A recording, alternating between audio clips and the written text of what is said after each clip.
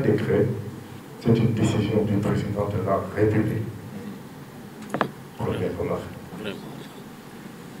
Avant décret, il y a des visas, et je lis, sur le rapport du ministre de l'Énergie et des Mines.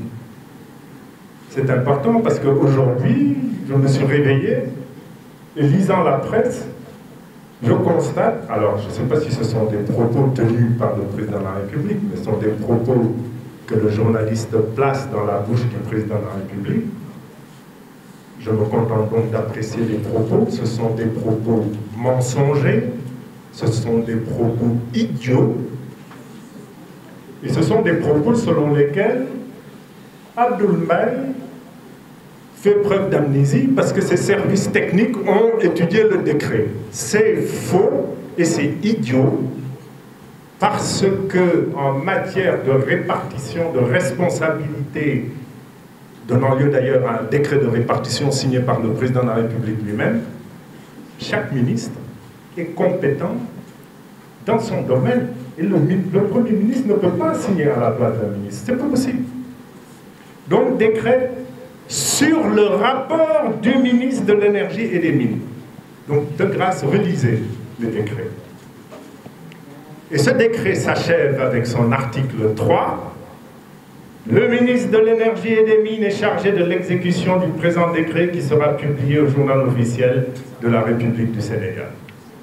Il faut savoir d'ailleurs que dans le site du journal officiel, le site informatique, ce matin, mais un décret,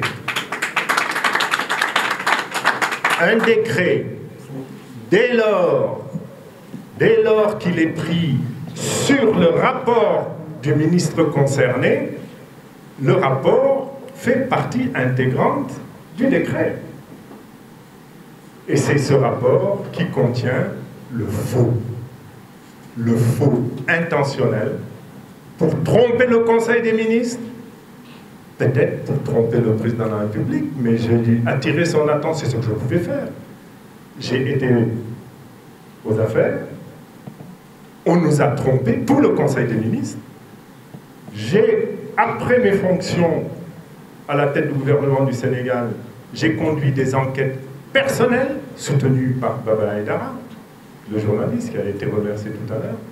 Et c'est à la suite de ça que j'ai écrit au président pour lui dire « Mais Monsieur le Président de la République, attention, nous avons été trompés, vous et moi, et le Conseil des ministres, par un faux rapport. Réagissez dans le cadre de la nécessaire sauvegarde des intérêts de la nation. » Mais ça fait 3 ans. 3 ans. Pas de réponse.